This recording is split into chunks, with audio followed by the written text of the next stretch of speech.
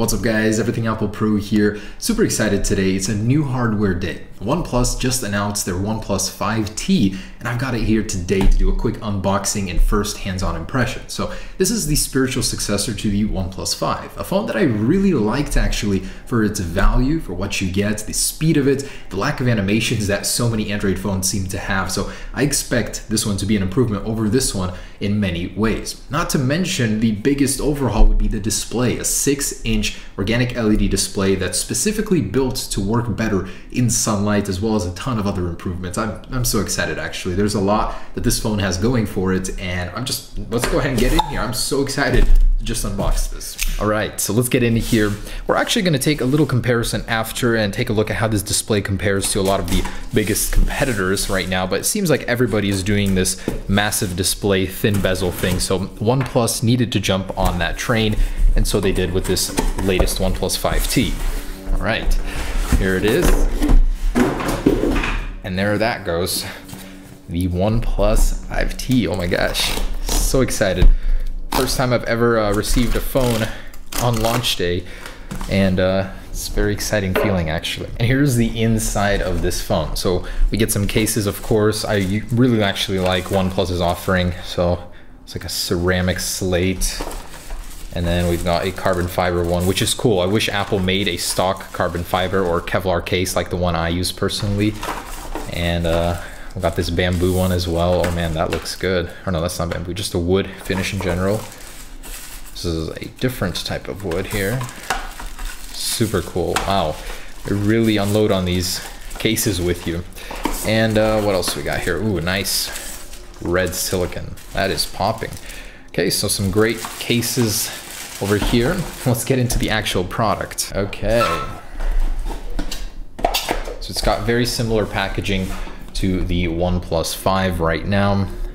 Notice a little T right there. The OnePlus 3T was actually one of my favorite devices from them. It was so incredibly fast, and I expect this one to fully be as well. Now, of course, there's no new processor inside. It's got the Snapdragon 845 or 835. Latest offering right now from Android. 845 is the one that's coming eventually. Adreno 540 GPU and a bigger display to power. So I'll have to see how that does in the performance tests later on. But so let's go ahead and unbox it. I've really liked their packaging and everything. It's very Apple-esque coming from OnePlus. All right, and here's this. Wow, so it really is a pretty dang big display. Incredibly thin actually. The fascination with thin, I mean, it's great, but I hope that the battery life is all there. Wow. So all right, peel that off.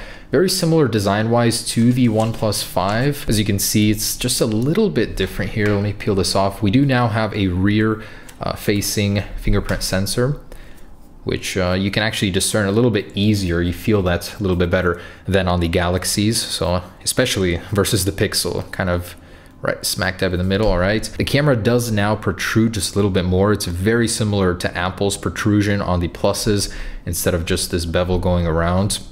So they did rework that just a little bit. I'd say it's just a little bit thicker, maybe about the same actually. The camera lens seems to protrude just a little bit more. And hey, on the bottom here, you still get a headphone jack, which is pretty unique for Android smartphones nowadays, especially the newer ones being released. All right, but let's go ahead and power it on and check out the display. 18:9 aspect ratio, 6.01 inches. Definitely a major improvement over this one. So you can see there is definitely an improvement over this one. You get a lot more screen estate and the bezels themselves are slimmer. I do like this solution even better than Pixel's actually. It just seems a little cleaner overall. So very nice, very sleek device. I'm loving how it feels, and these are always pretty refined on the software Oxygen OS. Latest version in this one, I believe 4.7, includes a lot of software enhancements. So let me go ahead and set this up and I'll be right back. And by the way, this one adds a new face unlock feature, which uses your face to unlock the phone, as the name suggests. It uses over 100 reference points on your face, so pretty dang secure. I'm curious to see how fast it'll be. Gotta love them software updates. All right guys, here it is all set up. That 6.01 inch display, in all of its glory. It's got a very strange resolution of 1080 by 2160, so a bit unusual for an 18:9 aspect ratio. It still looks pretty dang sharp, much better than the 1080p one here as well. It's very bright for an AMOLED. Definitely seems like a clear winner here over the LCD even at the same high brightness. So I'm definitely liking that. It does have all gesture-based controls now, as it doesn't have a home button anymore, but it does have the on-screen ones. Very quick, very responsive, but it is a new phone, so you know, I'd expect nothing less from that. Let's see what it's running. Android 7.1.1. Of course, it will be getting Android 8.0 upgrades in the future, but wow, gotta say the hardware on this thing is pretty dang stunning. It's a great blend of thin and fast and responsive. So there is that, guys.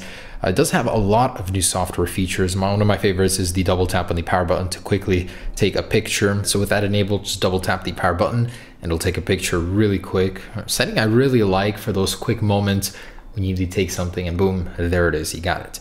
Very fast and responsive camera application here. So it does have a one-handed operation now. You're gonna be able to slide up and jump into quick settings here. It does have a pro mode, which is pretty cool. Something I wish Apple didn't have. Gives you a lot of control over how you're shooting and in which settings. And there is a lot of new software settings, a lot of customization, new button settings here where you can swap the orientation of the buttons, the actual control over them. This is really unheard of on the Apple side, so it's kind of cool to get something like that on your device. Check this out, guys, how fast the face unlock system works. So I'm gonna look at it here, and just like that, it's in the phone.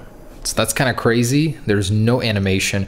When I look at it, it's just in. That's crazy. So definitely much faster than the Face ID I'm used to.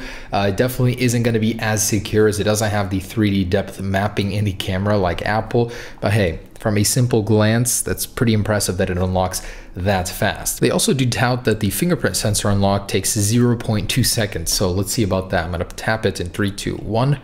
Wow, that is so impressive. No animation, just wakes up. For comparison, the iPhone 10, I mean, look at this. You unlock it, look at it, and then here you go. Man, it takes so long in comparison. That is so impressive. So definitely much faster there. Screens, look at that. I mean, the iPhone definitely is smaller, but does look more impressive for the size. Although this display definitely does compete more with the latest offerings from so many manufacturers. Definitely a huge improvement, and for $499, you know, you get a lot of value here. You're getting ultra fast fingerprint and face unlock systems, gesture based, so massive organic LED display. Definitely like it's huge improvement. Very bright. And something really neat in the gestures, swipe fingerprint for notifications. Basically just swipe down on the fingerprint sensor in the back, and that is really cool. Something like that, pretty cool without having to take your other hand and swipe down on the notifications.